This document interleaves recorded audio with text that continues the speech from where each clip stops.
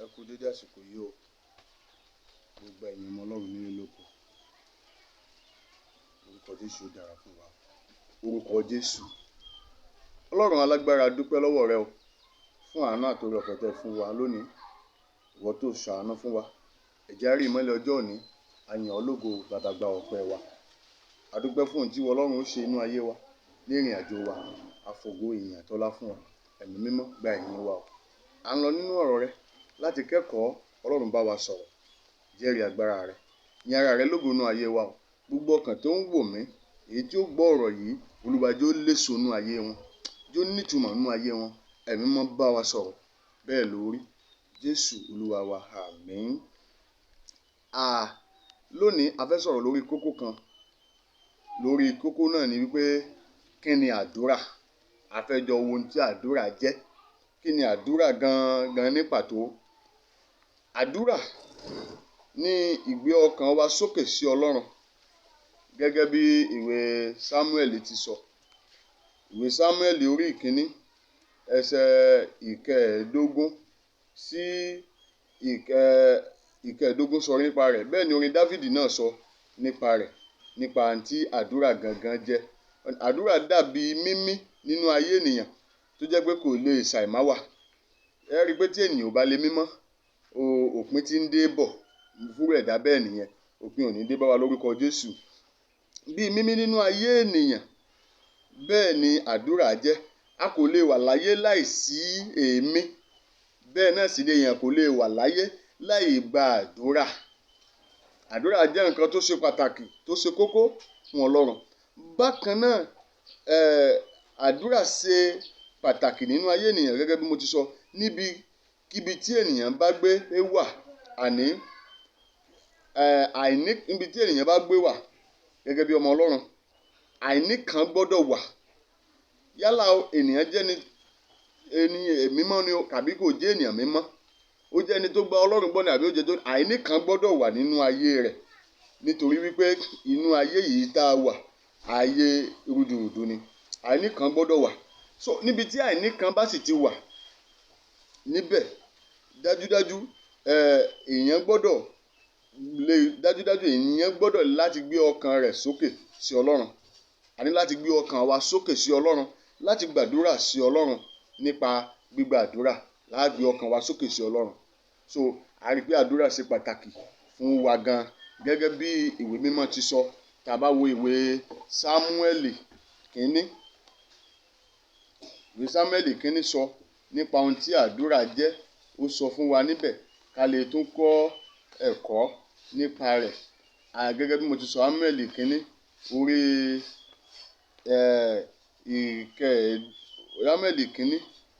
ìkẹẹ̀ẹ́dógún ó sọ nípa rẹ̀ níbẹ̀. Bẹ́ẹ̀ náà ni orin Dáfídì. Lórúkọ Jésù yóò dára fún wa. So a rí àánú gbà o. Ojú òde ní tiwa.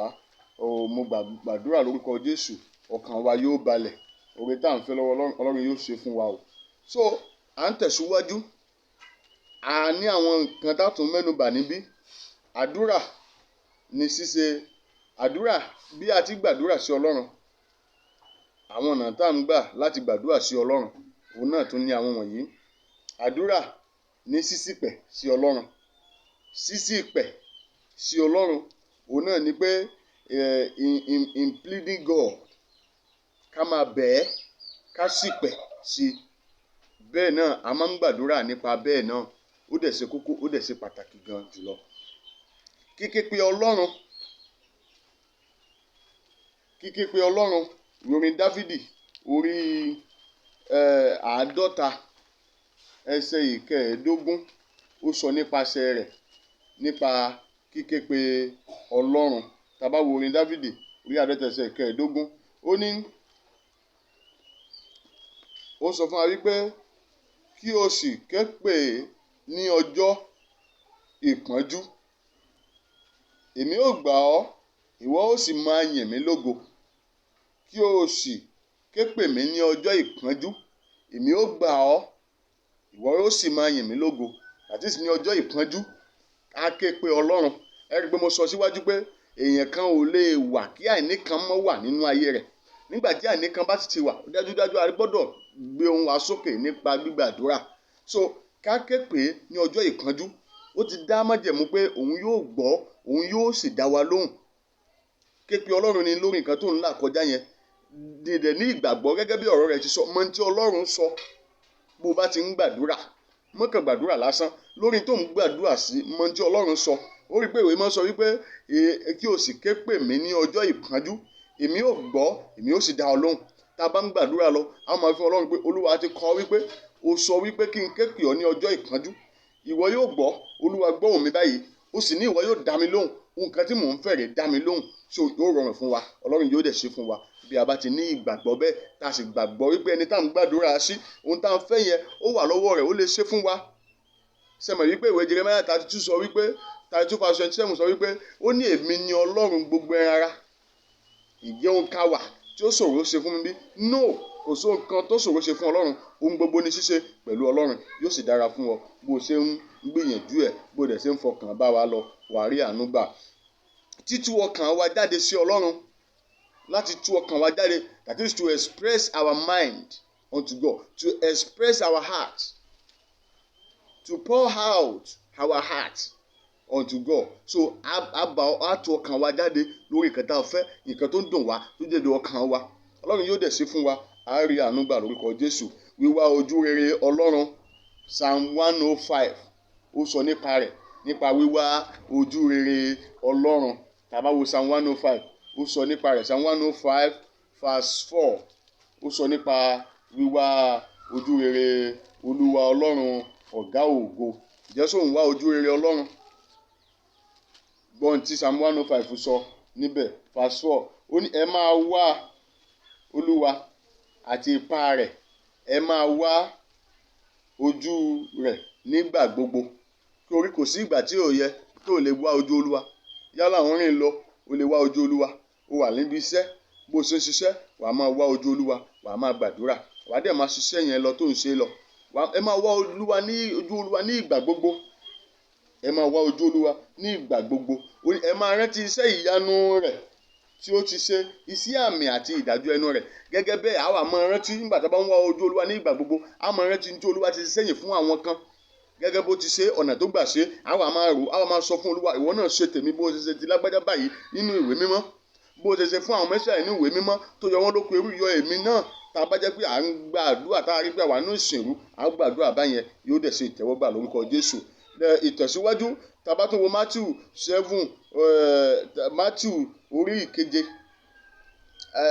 àdúrà ó sọ nípa pé àdúrà jẹ́ àṣẹ láti ọ̀dọ̀ Ọlọ́run. Àdúrà jẹ́ àṣẹ. A prayer is a command from God. Ó jẹ́ àṣẹ láti ọ̀dọ̀ Ọlọ́run. Lúùkù orí ìkejìdínlógún, ẹ̀já wo Lúùkù orí ìkejìdínlógún, ẹsẹ̀ ìkíní rẹ̀ ó sọ nípa rẹ̀. Ó wí pé Lúùkù orí ìkejìdínlógún, ẹsẹ̀ ìkíní ó sọ nípa àdúrà. Ó ní ó sì pa òwe kan fún wọn nítorí èyí yìí pé ó yẹ kí a máa gbàdúrà nígbà gbogbo, kí a má sì ṣe sàárẹ̀. Ká má sì ṣe sàárẹ̀. Ó yẹ kí a máa gbàdúrà ní ìgbà gbogbo, kí a má sì ṣe sàárẹ̀. Ọlọ́run wà nítòsí rẹ. Ohun tó ń béèrè yẹn, ó lè ṣe. Ìwọ ni kó o múra sí àdúrà sí, kó o máa gbàdúrà ní ìgbà gbogbo. Má kàárẹ̀, má jẹ́ ó sú ọ. Kò sú àwọn ọmọ Ísírẹ́lì nínú ìlàkọjá wọn ní Íjíbítì nígbà tí ò sú wọn, tán ń gbin lójoojúmọ́, tán ń gèrà lójoojúmọ́, tán ń gbin, tán ń wojú Ọlọ́run. Ọlọ́run gbọ́ ní ọjọ́ kan, ó rán olùgbàlà sí wọn, yóò rán olùgbàlà sí wọn náà. Wàá sì rí àánú gbà lórúkọ Jésù. Bẹ́ẹ̀ náà ni alẹ́ tó wò ó, ìwé Mátíù orí ìkeje, ẹsẹ̀ ìkeje náà sọ. Ó ní béèrè, èmi ó fi fún ọ. Ó ní wá kiri, ó rí gbà, kànkùn ìwọ yóò sì ṣí. Ó nítorí ẹni tó béèrè ni à ń fi fún, ẹni tí ó kànkùn là ń ṣí sílẹ̀ fún, ẹni tí ó sì wá kiri ní rí gbà. So o ní láti béèrè ohun tó o fẹ́ lọ́wọ́ Ọlọ́run, lọ́wọ́ bàbá rẹ, torí pé bàbá rẹ ni. Tó o bá rí dájú pé ọmọ Ọlọ́run ni ọ́, wàá béèrè ohunkóhun tó o fẹ́ lọ́wọ́ bàbá yẹn, á dẹ̀ yọ̀ǹda rẹ̀ fún ọ lórúkọ Jésù. Á dára fún ẹ o. Bíbélì wípé ẹ wá Olúwa àti ipá rẹ̀, ẹ máa wá ojú rẹ̀ nígbà gbogbo. Orin Dáfídì 104 àti kàyín náà ni. Ó ní àdúrà jẹ́ fífi tìrẹ̀lẹ̀ bá Ọlọ́run sọ̀rọ̀. Ó yẹ kí a máa gbàdúrà sí Ọlọ́run déédéé ní ti fi tìrẹ̀lẹ̀ bá Ọlọ́run sọ̀rọ̀. ó yẹ kí a máa gbàdúrà lọ́rùn dédé. Tá bá bá gbàdúrà á lọ lórí eékún wa, á rẹ àyà wa tó ga, á rẹ̀ ńlẹ̀ kó lè bá gbọ́ gẹ́gẹ́ bí ọmọ. Àwọn gan gẹ́gẹ́ bí òbí àbí wọ́n gẹ́gẹ́ bí òun rí pé ọmọ tó bá béèrè nǹkan nínú ìgbéraga lọ́wọ́ òbí yóò máa nira fún òbí bẹ́ẹ̀ láti yọ̀ǹda rẹ̀ fún. Gẹ́gẹ́ bẹ́ẹ̀ náà làwa náà gbọ́dọ̀ ṣe sí Ọlọ́run gẹ́gẹ́ bí ọmọ tá a jẹ́ lọ́wọ́ rẹ̀. A gbàdúrà nínú tìrẹ̀lẹ̀ ní aláfi béèrè nǹkan tá a fẹ́ lọ́wọ́ rẹ̀ yóò dẹ̀ sí fún wa. Nípa báyìí ó lè súnmọ́ ọ pẹ́kípẹ́kí tó mọ̀ bẹ́ẹ̀ nípa bíbéèrè, nípa ríra ara rẹ̀ sílẹ̀ níwájú Ọlọ́run. O bá wo Dáfídì, kẹ́kọ̀ọ́ lára Dáfídì dáadáa. Dáfídì mọ bí a ti bẹ Ọlọ́run, ó mọ bí ó ti fi tìrẹ̀tìrẹ̀ bẹ Ọlọ́run. Bíbélì a máa fi yé wa wípé yóò sì bó aṣọ rẹ̀, yóò fa aṣọ ara rẹ̀ ya, yóò pa ara rẹ̀ mọ́ nínú eérú, yóò rẹ ara rẹ̀ lẹ̀, yóò sunkún.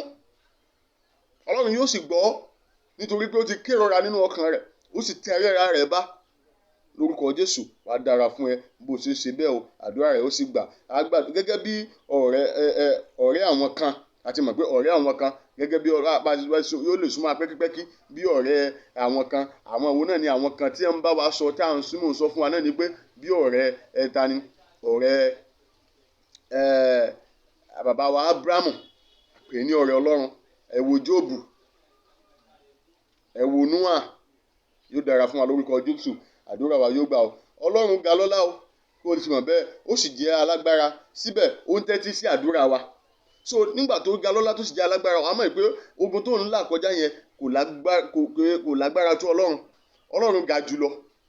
Tó bá wá pè é gẹ́gẹ́ bí ọmọ, yóò tẹ́tí sí ọ tó sọ pé ké pè mí ní ọjọ́ ìpọ́njú, èmi yóò gbọ́, èmi yóò sì dá ọ lóhùn.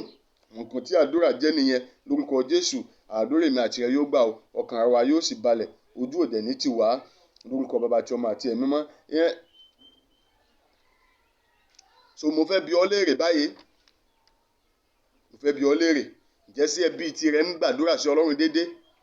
Gẹ́gẹ́ bí a ti ń sọ yìí, sí ẹbí tirẹ̀ ń gbàdúrà sí wọ̀gán tó ń wò mí ń gbàdúrà sí Ọlọ́run. Ṣé kò ṣe pé gbogbo ìgbà ló fi ń sùn?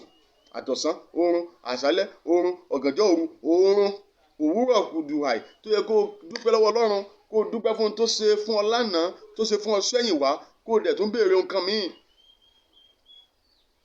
Máa gbàdúrà láì sinmi àti láì ṣàárẹ̀, yóò sì dára fún wa lórúkọ Jésù Kristi Násárẹ́tì. Ó ní ìwọ ń gbàdúrà sí ọ̀dọ̀ rẹ ní ìgbà gbogbo, ẹ̀yin ènìyàn ń bọ̀. Orin Dáfídì 65:2 òun náà sọ nípa rẹ̀.